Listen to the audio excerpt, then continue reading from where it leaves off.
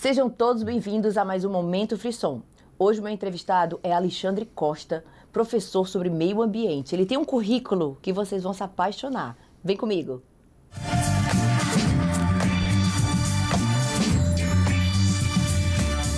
Alexandre, seja bem-vindo, professor Alexandre. Eu queria que você se apresentasse, porque o seu currículo, assim, eu estou com a sumidade ao meu lado.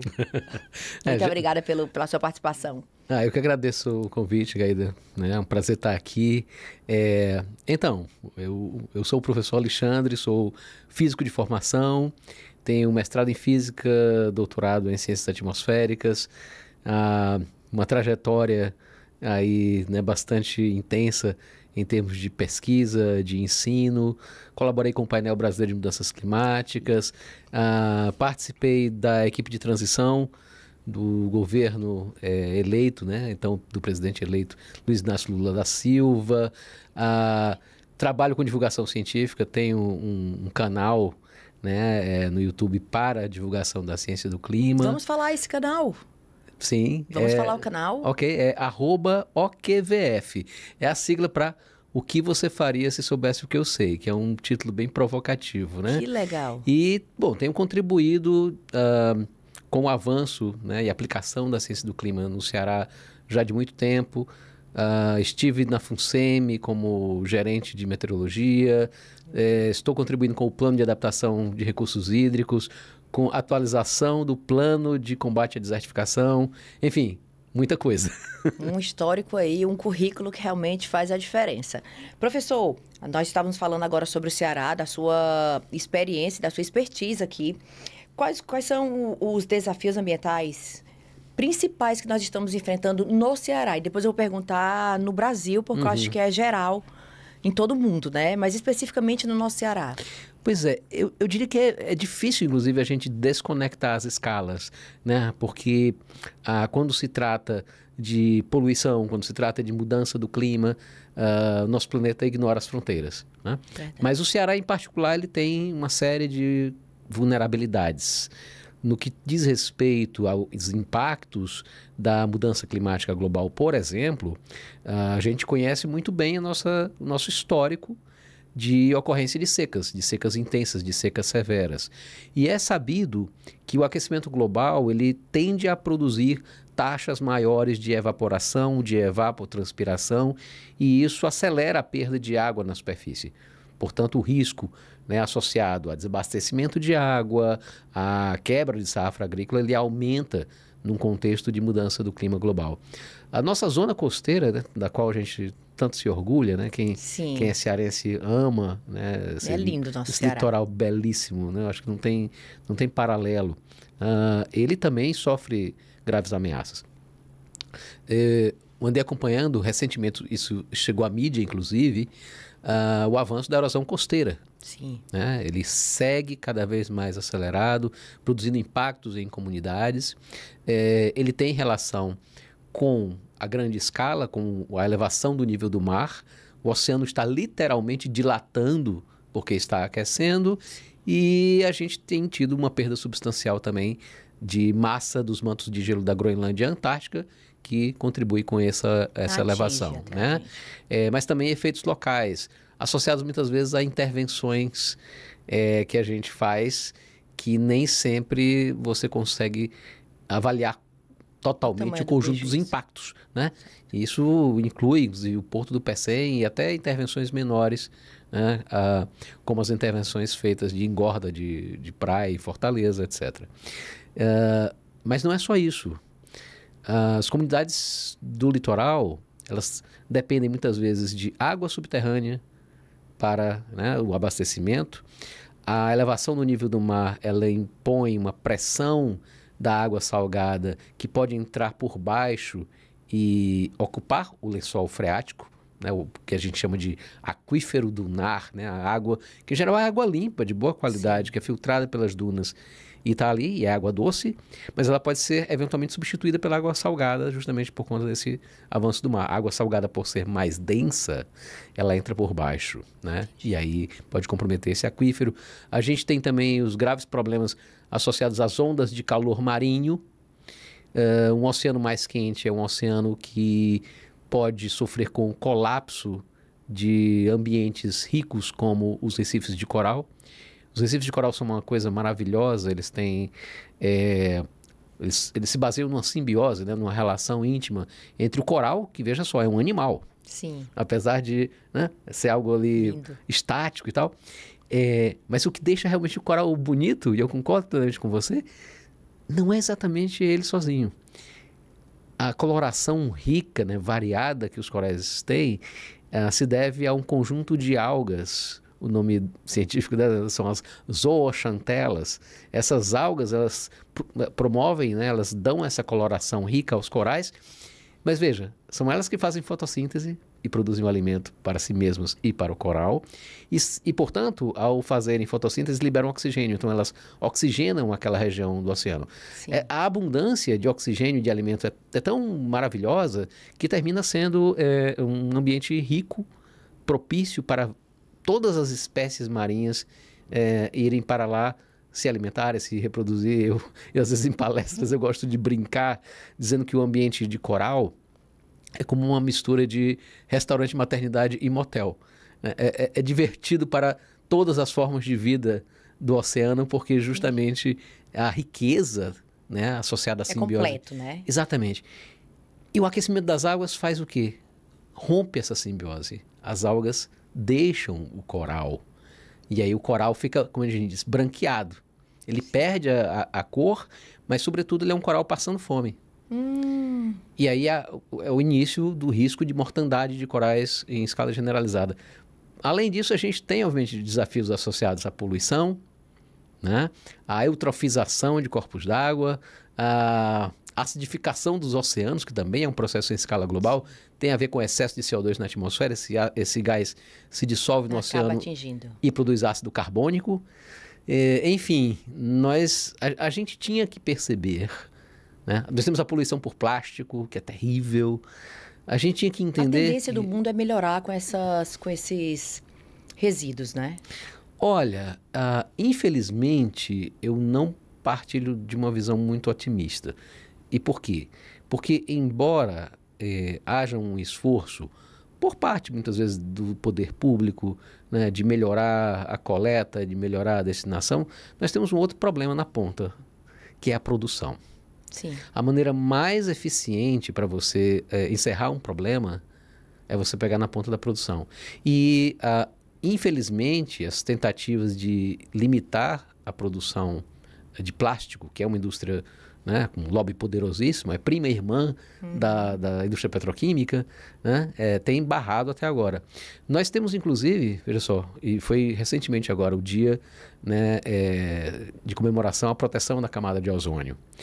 A gente deveria se inspirar no protocolo de Montreal, que foi justamente o que foi acertado para garantir que a camada de ozônio permanecesse existindo, crucial para a vida no planeta, o que foi basicamente o banimento, a proibição, a partir de determinada data, das substâncias depletoras de ozônio, com destaque para os CFCs, né, os clorofluorcarbonetos. Foi proibição, não foi algo do tipo... vamos negociar. Vamos negociar. Porque ninguém negocia com as leis da física, ninguém negocia com a química, né? As substâncias são o que são, fazem o que fazem. Você não consegue chegar para o CO2 e dizer, meu amigo, dá para você absorver um pouquinho menos de infravermelho? Não tem como fazer essa interlocução, né? E nesse caso, o protocolo de Montreal foi talvez o melhor exemplo exitoso de como a gente deve agir. Nós estamos hoje em algo que não dá para caracterizar de outra forma senão uma emergência climática e ecológica. Sim. E o Ceará, com toda a sua beleza e também fragilidade, tem inúmeros riscos. A gente tem terras degradadas que, especialmente num contexto de aquecimento do planeta, tem um risco aumentado de seguir no caminho da desertificação. Isso seria realmente uma tragédia. Recentemente, um grupo de pesquisa identificou, né, a expansão de áreas áridas ali no coração do semiárido, não exatamente no Ceará, mas aqui nós temos 3 áreas suscetíveis à desertificação.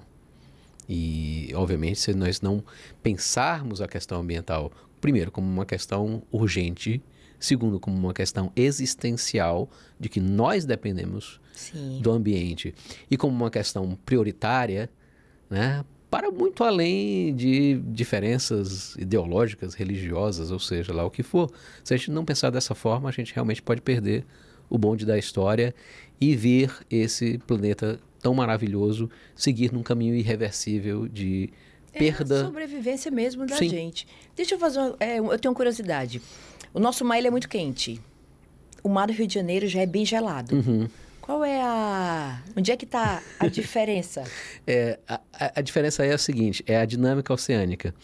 O mar do Rio de Janeiro ele tem um fenômeno chamado ressurgência, Certo. que é justamente a vinda de água pelas correntes, elas esbarram, né, na plataforma e elas são levadas a serem transportadas para cima. Então é água de baixo que vem fria.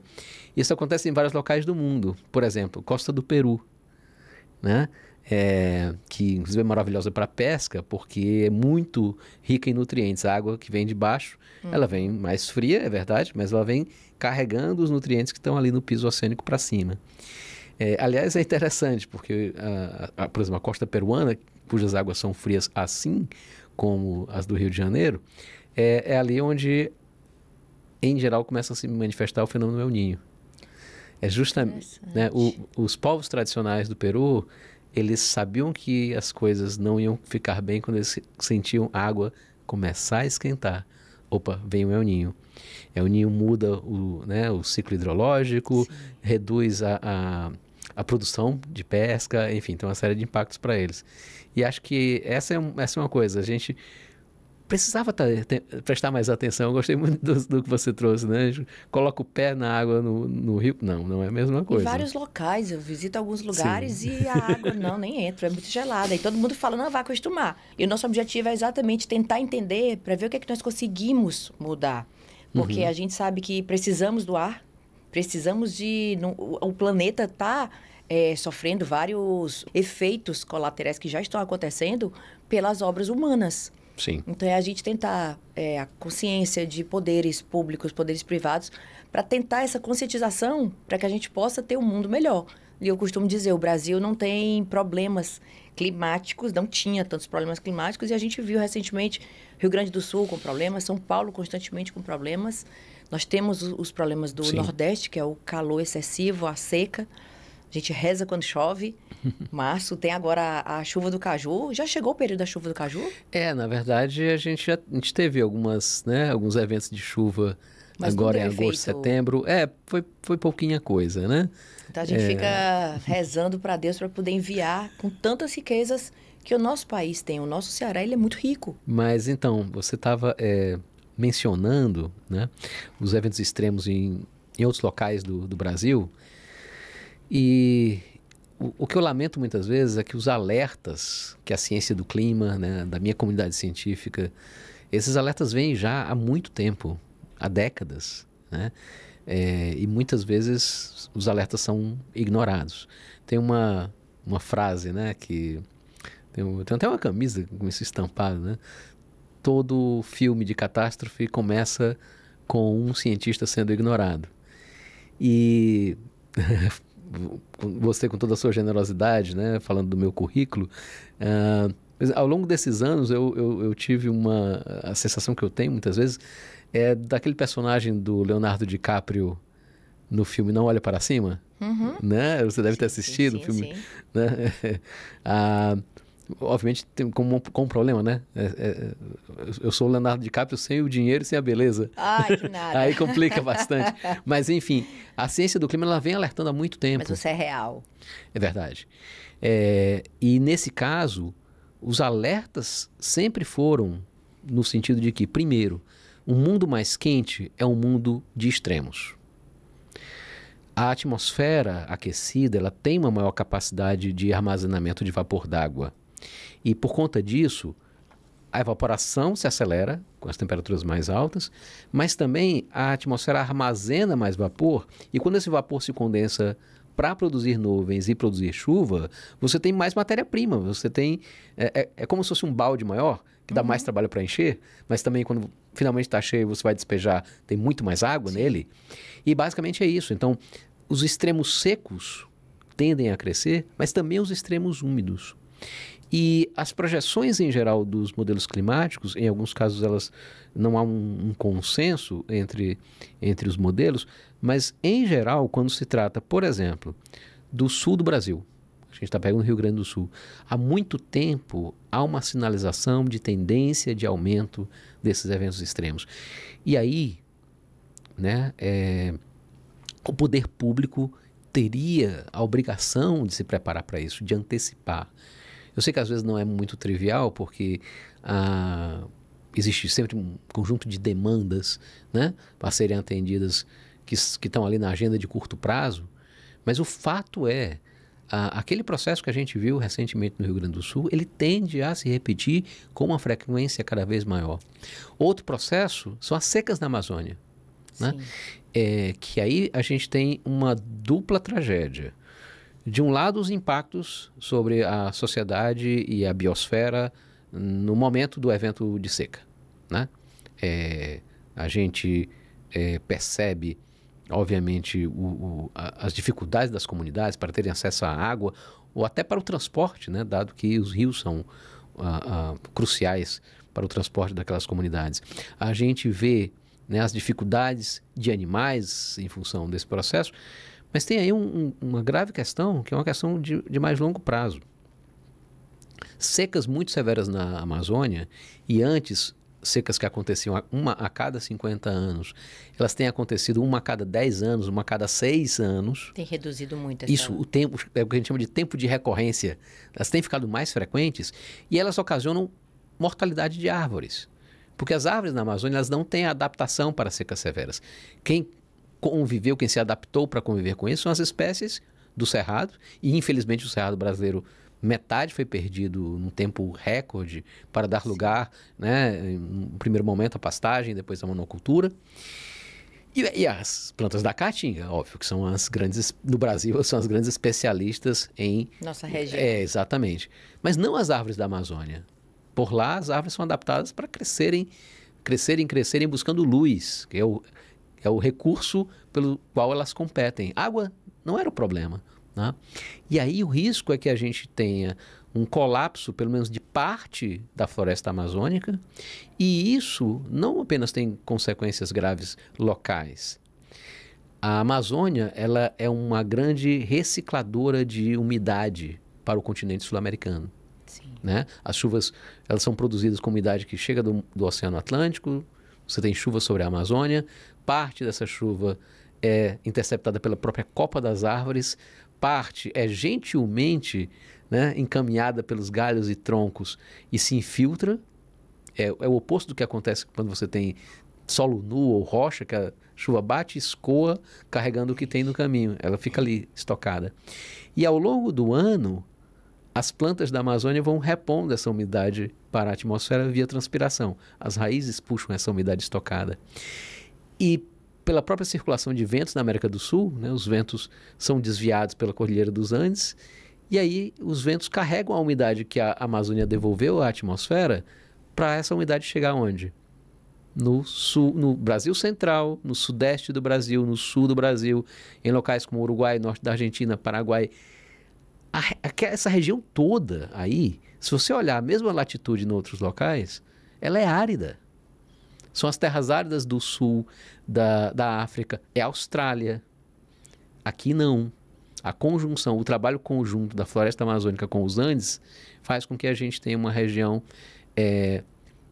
da latitude de 20 graus, das latitudes subtropicais, úmida. E aí você perde esse grande abastecimento, né? O pessoal chama os chamados rios voadores. Além disso, a morte de árvores da Amazônia, veja só, a gente tem tanto carbono estocado no solo e na vegetação da Amazônia, que se todo esse carbono for convertido em CO2 e sair da superfície e for para a atmosfera, a estimativa é que isso pode chegar até 400 bilhões de toneladas. Bilhões com B, né? Não é milhões, é bilhões. E se a gente for comparar com as emissões de dióxido de carbono pela queima de combustíveis fósseis em todo o mundo, todas as termoelétricas a carvão na China, todos os SUVs movidos a derivados de petróleo nos Estados Unidos, tudo, somado, são 40 bilhões por ano. Então, a perda desse estoque de carbono na Amazônia representa, no limite, 10 anos de emissões globais. E é rápido. Pode ser, né? E aí é game over para o clima, né? Então, assim, isso é algo que a gente precisaria estar se preocupando. Eu imagino que muita gente que vai nos ouvir, né? É pai ou mãe, né?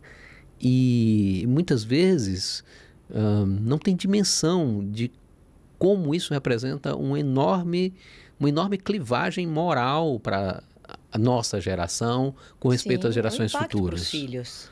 Exato, é como se você estivesse deixando saindo de um restaurante, deixando para o teu filho pagar. Basicamente é isso. Sim. Né? E os impactos são muito maiores. Os impactos contratados para as gerações futuras já são maiores. Se nós seguirmos no ritmo atual, eu sou pai de 3, eu tenho uma caçula de 6 anos.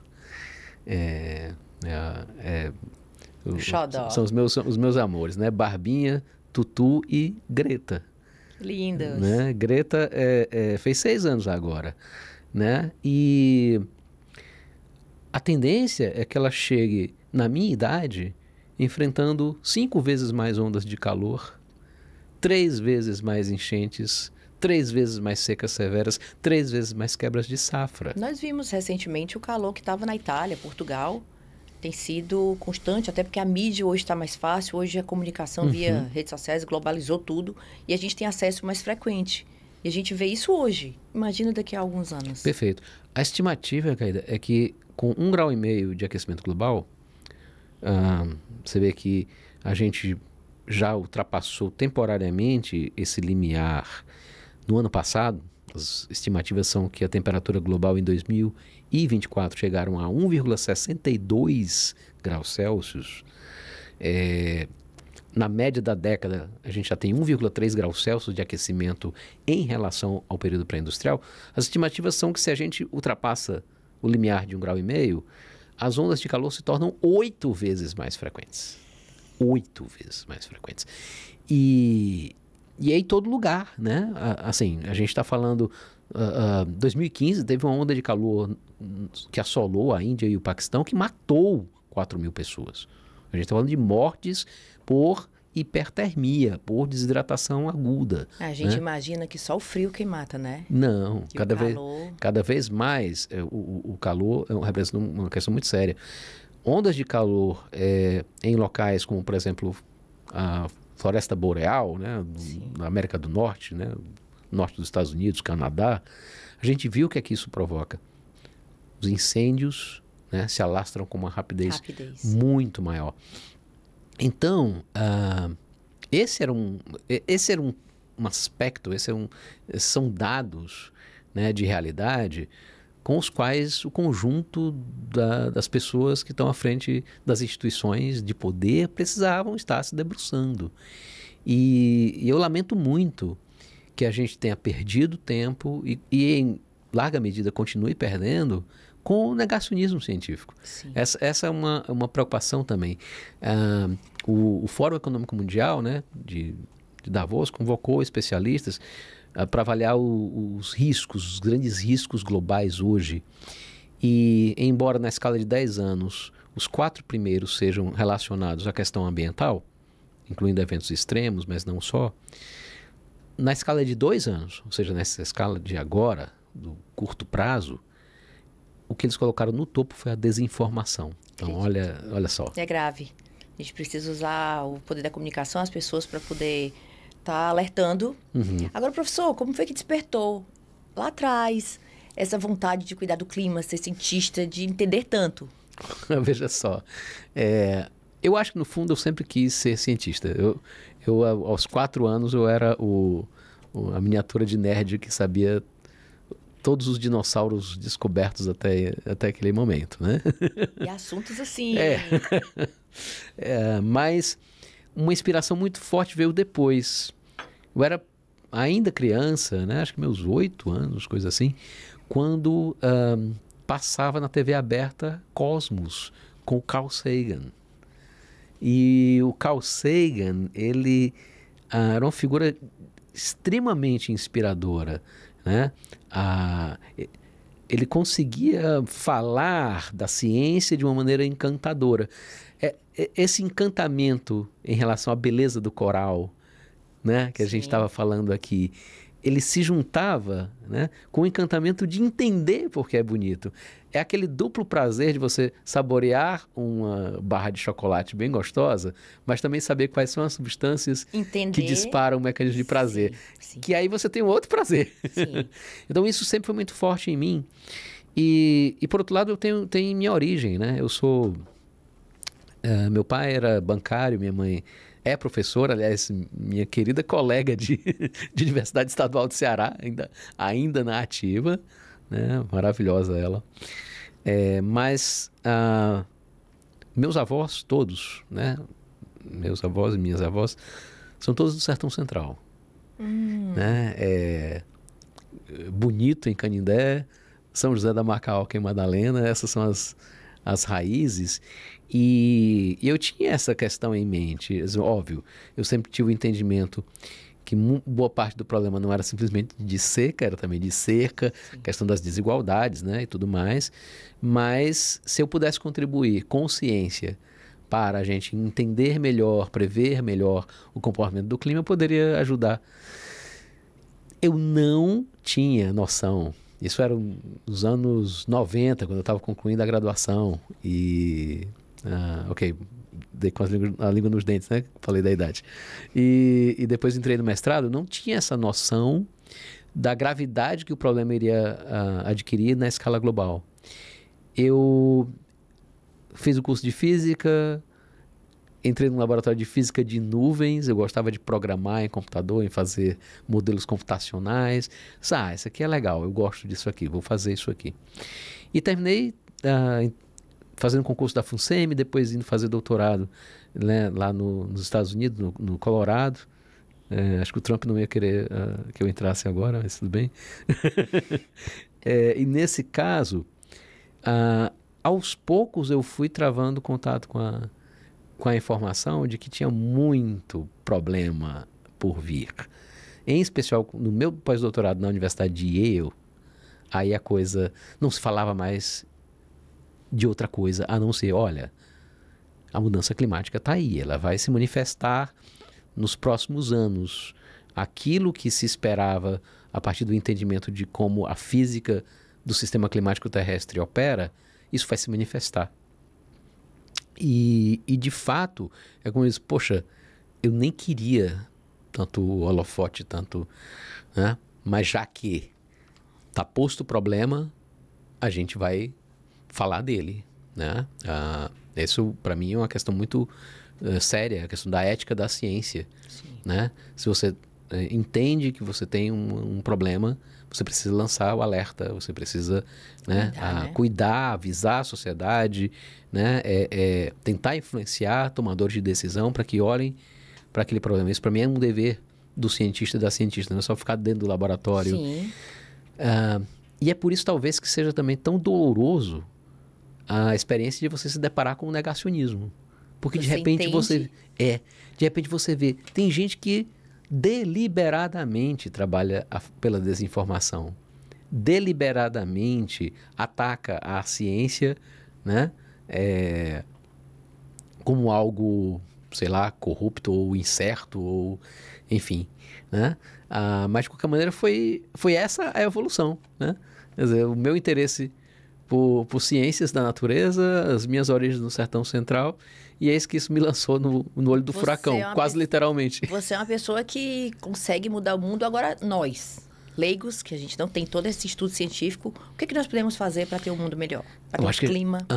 Eu acho que a gente tem muita coisa a fazer coletivamente, né? Eu acho que, assim, todas as ações são justas, né? Eu acho que mudanças de hábitos individuais, que muitas vezes o pessoal diz, isso não adianta. Mas eu acho que ela tem um valor. Ela tem um valor de afirmação, de uma ética, de uma moral. ela contribui com o exemplo, né? Liderar pelo exemplo. E eu, por exemplo, há muito tempo eu não como carne bovina.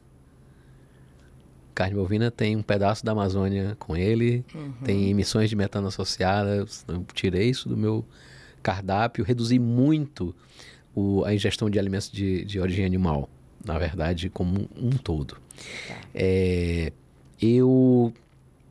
Você deve imaginar que a gente recebe convite para palestra, eventos e muitas vezes fora daqui, né? Primeira coisa que eu gosto de conversar é: dá para ser online sem prejuízo do evento? Ao invés de entrar num avião e tome CO2 de querosene de aviação e várias pequenas coisas, quer dizer, automóvel modesto, embora tenha também os seus problemas, né? Porque, enfim, a produção agropecuária no Brasil tem os seus problemas, mas usando etanol ao invés do combustível fóssil. Redução do consumo ao que de fato é necessário. Professor, o senhor sofre sabendo dessa realidade? Então... E vendo que o mundo pensa totalmente diferente. Eu vou chegar lá, porque eu acho que começa daí. Mas tem outras coisas. Eu acho que a segunda questão fundamental é falar sobre. A gente não pode mais, não deve mais, como eu falei, em nome das nossas crianças e jovens, que vão herdar esse planeta, e a gente quer o melhor planeta possível, a gente precisa falar do assunto, né? A gente não pode mais colocar para baixo do tapete, né? O tapete aqui é muito bonito, inclusive, né?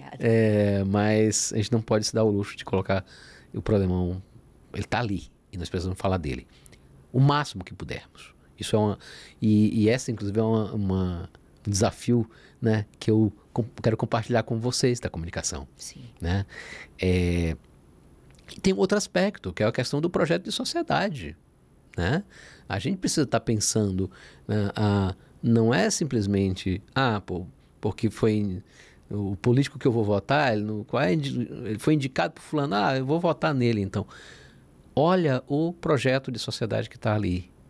Quais são os compromissos com a pauta ambiental? Será que essa figura não está ligada a algum lobby de algum segmento econômico com impactos ambientais graves? Perfeito, né? Então, isso está em todas as escalas. Né?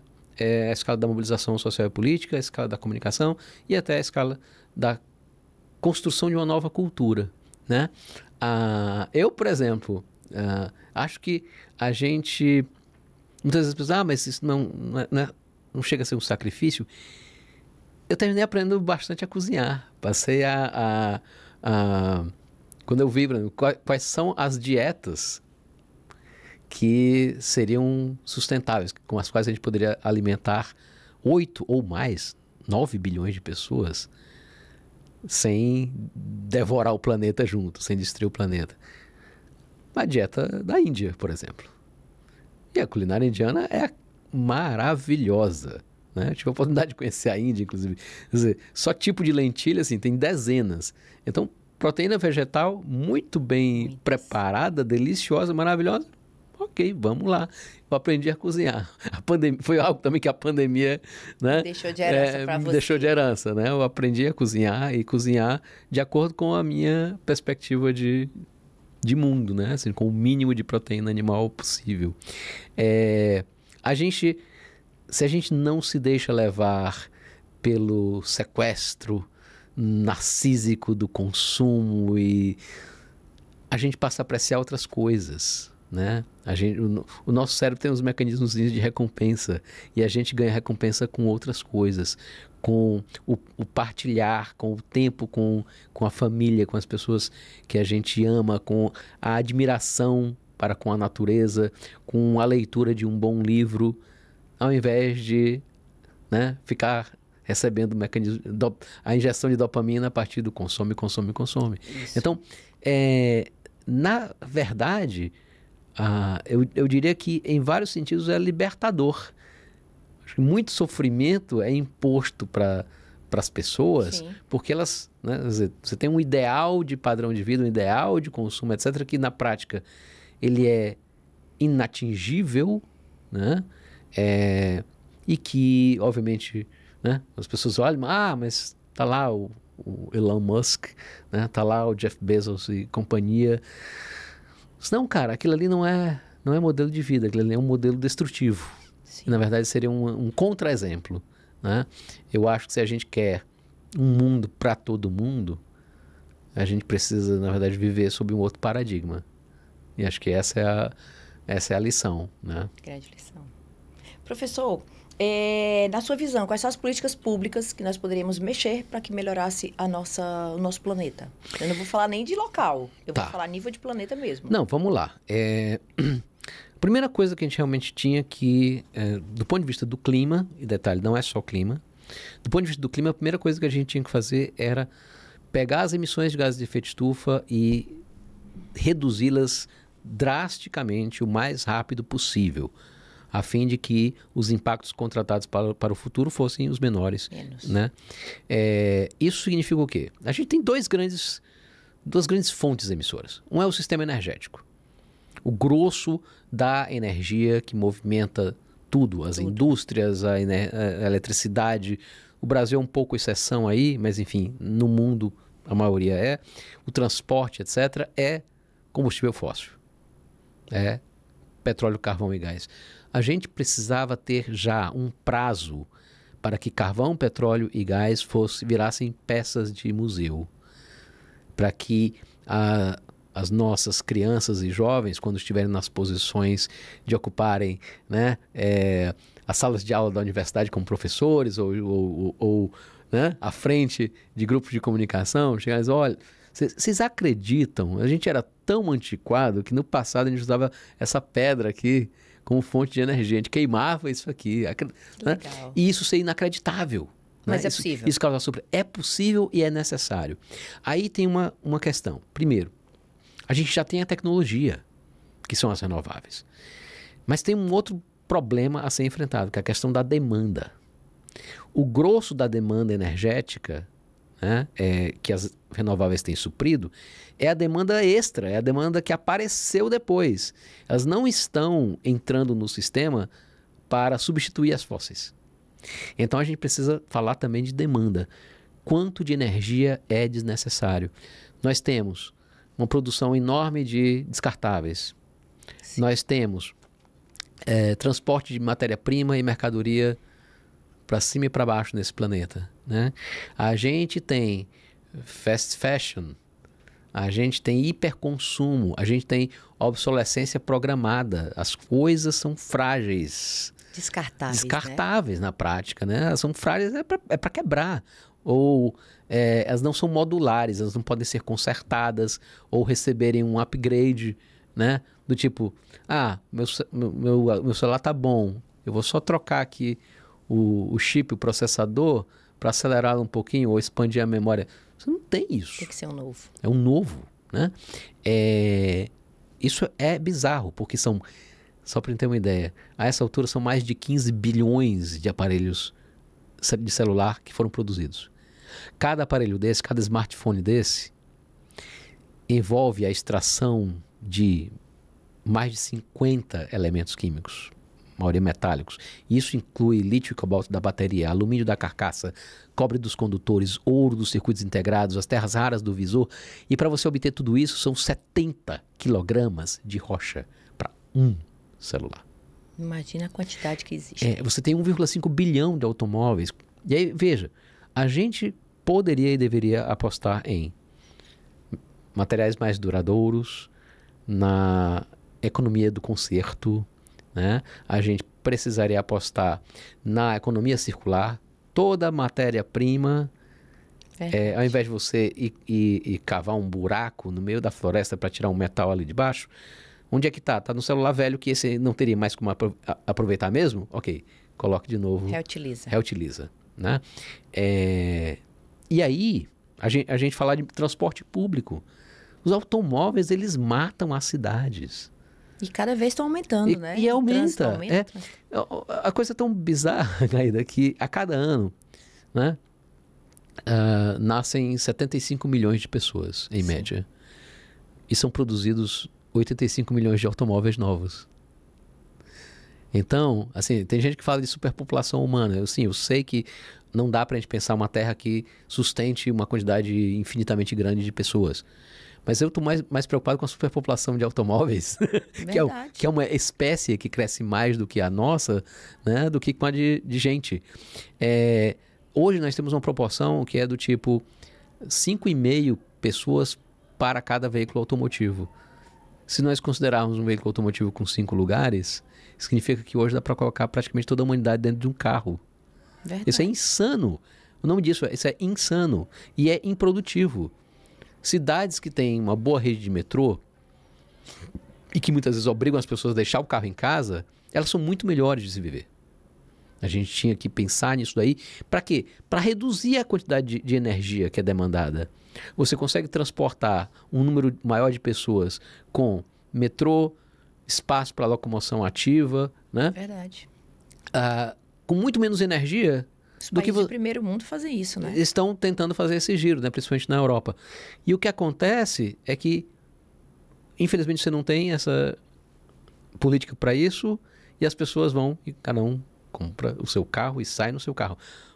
Aquela massa de 1 tonelada de aço para transportar uma pessoa. Poucas coisas são mais bizarras do ponto de vista da baixa eficiência energética quanto isso. Então, energia 100% renovável, transporte público de qualidade, eletrificado e redução da demanda de produção.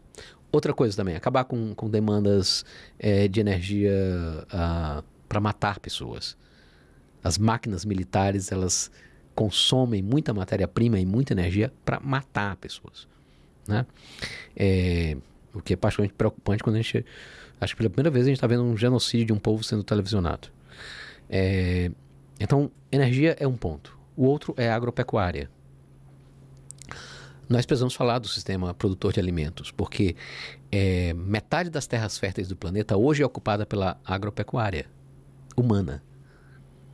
Sendo que a gente sabe o quanto a nossa existência depende das florestas em pé hoje em dia. Só que tem um detalhe aí. Dessa parte ocupada por nós humanos, 80% das terras é destinada para a produção de alimentos de origem animal. Ou é pastagem ou é monocultura para ração. 20%, isso dá 10 milhões de quilômetros quadrados apenas, é o restante do prato. O restante do prato são todos os alimentos de origem vegetal, que nos fornecem 82% das calorias e 63% das proteínas, dado da FAO. Veja que uma dieta mais à base de plantas não seria necessariamente eliminar a proteína animal, mas reduzi-la significativamente. Uma dieta mais rica em plantas, ela poderia oferecer a segurança nutricional. É mais fácil ter também a soberania alimentar, né, para as comunidades, com muito menos terra ocupada. E a gente usar terra liberada para reflorestar. Sim. Florestas crescendo tiram carbono da atmosfera e até para um pouco de bioenergia num mix, né, para contribuir com o mix de energias renováveis. Isso é perfeitamente possível, né? O nosso sistema alimentar, portanto, ele precisaria passar por uma mudança em que, ao invés da lógica de pastagem mais monocultura, que empobrece o solo e que ambas juntas envolvem muita demanda de terra e forçam a expansão da fronteira agropecuária para dentro das florestas, a gente poderia usar menos terra e alimentar todo mundo. Só que isso significaria o quê? Mudança de dieta, né? De cultura, mas também mudança de estrutura agrária. Porque o tipo de alimento que eu me refiro do resto do prato, em geral, é pequena agricultura familiar. E que é mais compatível com práticas agroecológicas, né? Então aí a gente... Tem um termo que fala que é comer mais os plantados, né? O que vem da terra. Isso, exatamente. Vegetarianos têm essa prática. Né?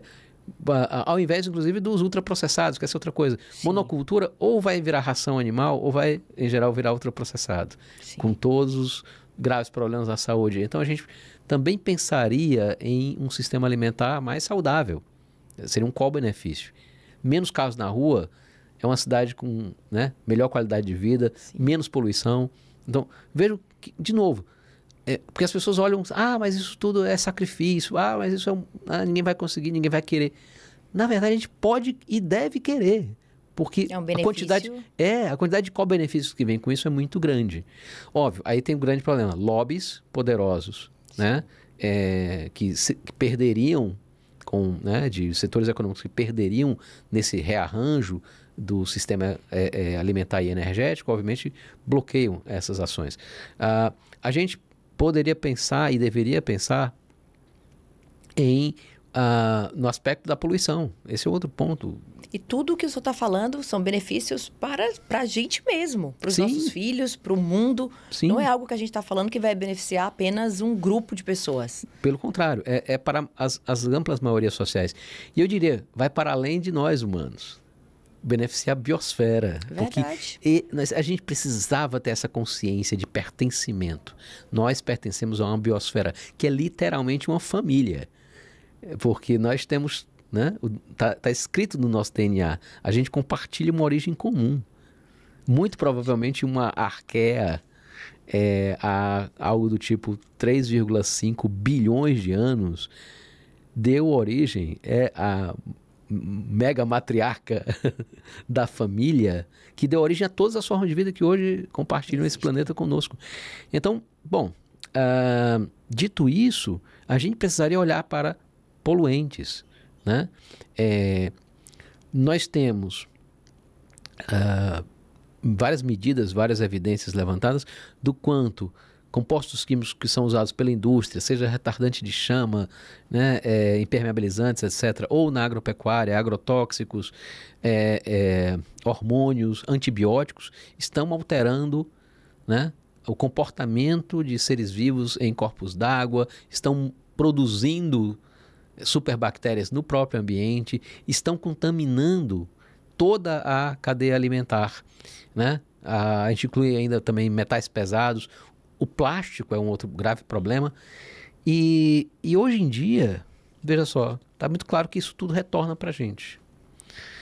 Microplástico foi encontrado em praticamente todos os fluidos humanos. Todos. Basicamente, junto com outros poluentes como fuligem, o plástico pode chegar à escala do que a gente chama de material particulado menor do que 2,5 micrômetros. É um tamanho invisível a olho nu, mas é o PM2,5. Mas que são partículas tão finas que, quando aspiradas, elas conseguem descer no sistema respiratório todo até os alvéolos. E nos alvéolos elas vão à corrente sanguínea e daí para qualquer lugar que se queira. Então os nossos órgãos e os nossos fluidos corporais hoje contêm microplástico. A gente muitas vezes não tem noção, do tamanho do impacto disso para a saúde humana. E assim, mas vai acabar com o plástico? Eu diria que não necessariamente. Mas dá para reduzir. Por exemplo, requisitos hospitalares, etc. Sim, a gente precisa de... Mas não tem condição da gente manter o grau de uso desses polímeros que nós temos hoje. Preciso reduzir radicalmente. Substituir, Substituir, em alguns casos reduzir, porque muitas vezes você não precisa da embalagem. É verdade. Às vezes é a embalagem por fora de uma embalagem. Dinheiro, exatamente. Você chegou no ponto. Pensando só... Eu estava lendo recentemente, desculpa interrompê-lo, intervalo para tomar uma água. O professor já falou bastante aqui. Muito obrigada. Eu estou assim, encantada. Estou com várias perguntas aqui para poder debatermos. Mas eu estou tão encantada. E vi recentemente uma matéria sobre Singapura. Que na Singapura você não pode você não pode jogar nada do chão, você paga multa. Então, assim, a civilização que foi precisa. Você tá tirando da pessoa para ela entender. Mas é necessário para que o mundo viva melhor. Então, muitas vezes a gente faz ações de praia, a gente vê ali... Mas a quantidade de resíduos que fica na praia, seja de latinha, seja de plástico, seja de tudo, ali tem vida. É uma alga que às vezes está na superfície, são peixes... E a gente diz assim, meu povo, é o nosso bem, são nossos filhos, não é para fulano de tal, futuramente somos nós. Exatamente. Então, às vezes, eu acho a importância da comunicação, inclusive nesse assunto, porque todos nós somos afetados. Não é responsabilidade do cientista, não é responsabilidade do político, não é responsabilidade do empresário, somos nós, seres humanos, que dependemos do ar para sobreviver, Sim. das árvores, da natureza, dos próprios animais. E o grau de desequilíbrio que a expansão, né, desses materiais produziu, ele é gigantesco. Só para que você tenha uma ideia, Gaida. O plástico começou a ser produzido em escala industrial em 1950. Praticamente todo ele permanece entre nós, né? A maioria hoje em dia está em aterros ou lixões. Sim. Uma parte substancial, infelizmente, vai para o oceano, né? Parte está como microplástico na Em todo atmosfera, canto. nos seres vivos, né? Importante dizer, é um mito que o plástico seja reciclável. Não é. Isso não é verdade. A grande maioria do plástico, ele no máximo consegue ser aproveitado na forma de um polímero degradado de pior qualidade. Não é só porque o destino final não é adequado para o plástico. É porque, de fato, é uma limitação química. A indústria do plástico, ela criou esse mito de reciclável. Não. Sabe o que é reciclável? É casca de banana. É reciclado pela natureza. Sim. Né? O que de fato é reciclável, na sua maioria, é o que é compostável. Né? Mas, ok, tem algumas coisas que você pode reciclar bem. Lata de alumínio, por exemplo, o alumínio ele é bem reciclado. Mas, exatamente pelo fato de todo o plástico produzido desde 1950 até agora estar entre nós, essa massa só se acumulou. Hoje são 8 bilhões de toneladas de plástico. E aumenta cada vez mais. E aumenta cada vez mais. Produção. Você sabe qual é a massa total dos animais vertebrados do planeta? Não. Tirando a água, ou seja, a massa de substâncias orgânicas. 4 bilhões. O plástico está na frente. Dobro. É o dobro. Outro número para te assustar. 96% da biomassa de mamíferos do planeta hoje é humano ou gado. Os mamíferos silvestres hoje são apenas 4% da biomassa de mamíferos. Imagine todo mamífero silvestre, todo que você puder imaginar, né? A onça pintada, a capivara, o bugio, o macaco-aranha, o tamanduá-bandeira, a girafa, o rinoceronte, o hipopótamo, o leão, o tigre, o bonobo, o chimpanzé, o orangotango, a zebra, tudo. É muito pequeno. 4%. 96%, e detalhe, quase todos desses 96% são duas espécies só. Homo sapiens e Bos taurus, que é o boi comum. Se isso não é um sintoma de um planeta fora do equilíbrio, Sim, não sei mais o que é que seria. Talvez uma outra coisa absurda seja a gente pensar que 70% da biomassa de aves está dentro de granjas hoje. Outra maneira de ver, né? É triste. Então, Eu fico imaginando quando eu vou para um churrasco que eu vejo os coraçõezinhos de galinha, os corações de frango. Meu Deus, quantas galinhas tem aqui? Isso é curioso, porque eu já fui alertado dessa informação. E muitas vezes você está ali curtindo, mas são vidas, né? Sim. São 80 bilhões de animais mortos todo ano. Tem um detalhe aí, né? A biodiversidade planetária ela está em franco processo de declínio. Tem pelo menos 5 causas identificadas. Uma é sobre a exploração, né? Por exemplo, extração de madeira para além, né? Mais rápido que as árvores crescem, sim. sobrepesca, enfim. A outra é a degradação e destruição de habitats. Mudança climática, poluição, doenças e espécies invasoras. Que essa é uma outra coisa. As pessoas não têm, muitas vezes, noção, né? A gente, inclusive, tem um exemplo aqui no Ceará, que foi uma coisa... Eu não sei de onde tiraram essa ideia de pegar o ninho indiano e sair plantando por aí, né? Sim. A gente tem árvores tão maravilhosas aqui para serem, né, nativas. O planeta é tão perfeito que cada região tem a sua natureza, né? Sim. Os próprios índios usufruíam disso. Sem dúvida. Os povos indígenas, e veja só, para a gente também não sair com a noção de que necessariamente a nossa, é uma questão da nossa espécie. Os povos indígenas, muito provavelmente, praticaram agrofloresta na Amazônia em grande escala.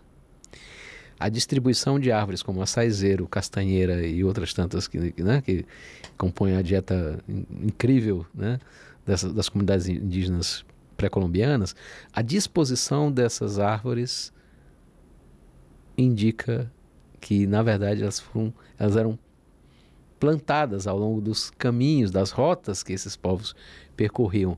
E aí, a comunidade vai migrando, depois, anos depois, ela volta a ocupar aquele território e o açaizeiro que já está dando fruto de novo. Então, isso talvez, essas coisas precisavam inspirar a gente para que a gente possa realmente dar esse basta. Precisa virar urgente, a chave, né, precisa mudar o paradigma. É urgente, é necessário. Não tem outro planeta, né? Eu às vezes não entendo, né? Porque falam, vamos para Marte. Gente, Marte não tem campo magnético para segurar uma atmosfera. A gravidade de Marte é pequena demais para segurar as moléculas que compõem a atmosfera da Terra. Você não consegue segurar uma atmosfera com água em Marte. Ela vai ser varrida pelo primeira tempestade solar. Então, é tudo uma enorme ilusão. O nosso único lar possível para... né, a gente pode até visitar. Eu acho que é interessante nós fazermos pesquisa espacial, né? Entendendo isso dentro de outro contexto de prioridades, tanto de pesquisa quanto de alocação de recursos. Mas morar não. O nosso lar é esse aqui. Né? Que é maravilhoso e a gente tem como melhorar cada vez mais. É incrível, é belíssimo. Né? Esse encantamento com a natureza desse planeta, precisava isso ser, sabe, expandido, né? De novo, nos meios de comunicação, né? Seja a mídia mais tradicional, sejam as mídias... Então, né? eu fico nessa responsabilidade, porque quando nós definimos o tema, foi exatamente pensando no planeta como um todo, a nossa cidade. Nós temos muitas riquezas, o país tem milhões de riquezas, o Ceará tem muitas riquezas, e a gente vê que o mundo está se acabando por nós, seres humanos. Seja independente da política, seja dos próprios. Mas assim, a gente tem que estar alertando para evitar. E o conhecimento acaba trazendo muito mais intimidade. Eu falo do conhecimento porque quando eu descobri que eu estava grávida de uma criança com síndrome de Down, eu fiquei apavorada. E quando o Miguel nasceu, para mim foi uma grata surpresa que não era nada daquilo. Então, quando a gente entende, quando a gente vivencia, a gente vê os benefícios que nos trazem. Sim. E assim eu penso como o meio ambiente, como o planeta, como a respiração. A gente viaja muitas vezes para algum canto que era frio, não, hoje está muito quente. O Ceará é muito rico, inclusive, no clima. A gente vai para Guaramirama, consegue ter um clima mais ameno, um friozinho. Mas até quando? Sim. A gente vê que esse prazo está acabando. Exatamente. Isso me apavora. Eu acho que tem que ter um pouco também do medo. Né? O medo, se ele não for... se a gente souber carrear bem um pouco de medo, né? O medo pode ser positivo. Ele surgiu na natureza para isso, para nos dar uma perspectiva de autopreservação. Então, se a gente for capaz de acioná-lo, né? De uma maneira saudável, ter também uma esperança saudável, não algo ilusório. Né? Sim. E juntar esses afetos, né? Eu acho que as pessoas podem mudar elas mesmas e mudarem o mundo. Né? Muito legal. Qual recado você deixaria para as pessoas que estão nos assistindo para termos um mundo melhor? Pois é, eu acho que a primeira mensagem para resumir nós precisamos perceber a emergência climática e ecológica como algo de agora, né? Como algo inadiável. Da mesma maneira como inúmeras outras demandas que a gente sabe que são urgentes, né? É aquela história, se você é diagnosticado com uma doença por exemplo, que pode trazer consequências, né, muito perigosas a longo prazo, por exemplo, um tumor maligno. Sim. Você não vai chegar e dizer, eu não vou tratar o câncer porque eu peguei uma gripe. Verdade. Não, você vai ver como é que, né, lida com os dois. Né? Então, a primeira coisa é essa, é parar de fugir do problema. Essa é a primeira coisa. Segunda, é entender que as mudanças que são necessárias para enfrentamento dessa emergência climática e ecológica, elas não implicam necessariamente sacrifício. Talvez implique sacrifício para os acionistas das grandes petroquímicas. Sim. Ok, eu acho que eles podem lidar com isso. Né? Mas para as grandes maiorias sociais, a gente, na verdade, tem muito mais benefício que vem junto.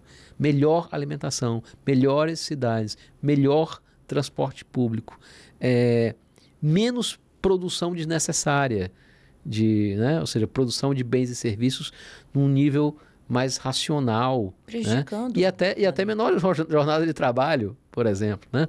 Então, a segunda coisa é essa, é entender que não é sacrifício, né? Não vai ser um sacrifício para o planeta. Mudança de hábito. Essas mudanças de hábito, na verdade, elas podem ser inclusive benéficas, né? Você pode se sentir, né? Pode se sentir beneficiado por elas. E terceiro, que é a questão de não se render ao que às vezes bate, que é um sentimento de impotência. Tipo, mas poxa, o que é que eu faço, né? É tão pouco que eu posso fazer, né? Tem um sistema, tem uma engrenagem tão poderosa que lamentavelmente nos está levando a essa crise, né? Essa condição de emergência. O que é que eu posso fazer? E às vezes pode bater desânimo, pode... Eu tenho uma máxima que é a seguinte: quem não faz nada, em geral, são os negacionistas, que dizem, o problema não existe, então não vou fazer nada.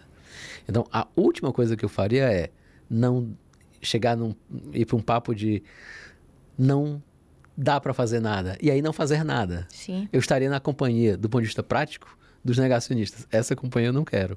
E tem uma outra coisa que eu gosto de dizer também. É porque imagine assim, o pior dos piores cenários. Pior dos piores cenários. Ou seja, as tentativas de compromisso, de redução de gases de efeito estufa, né, são frustradas, governos títeres de interesses econômicos, de lobbies econômicos terminam prevalecendo, a gente não tem... e a gente entra num declínio acentuado da biosfera e a desestabilização do clima numa escala muito pior do que a de hoje. Ainda assim, a gente tem o que fazer. Porque veja, imagina um bombeiro diante de um prédio em chamas. Ele não vai chegar e olhar assim, a coisa está feia, não dá para fazer nada. Ele vai enfrentar. Se inspira nele. Ele vai enfrentar. E mais, não é só enfrentar. Ele não só ele vai ter coragem para enfrentar, ele vai entrar e se ele sair com uma criança no colo, com um pet no outro braço aqui, ele vai sair cantando vitória. É verdade. Então, mesmo no pior dos piores cenários, que nós sejamos bombeiros. Que nós sejamos bombeiros. Para o nosso planeta. Eu costumo dizer que todos nós temos influência dentro de casa, nas redes sociais, no nosso ambiente de trabalho, e que isso venha realmente passar essa reflexão, que às vezes eu me sinto impotente. Não, mas se eu mudar, o governo não mudou, a pessoa não mudou, o empresário não mudou, mas nós podemos fazer a diferença, inclusive com a cultura. Sim. Então, eu lhe agradeço muito pela sua participação. Eu vou convidá-lo outras vezes.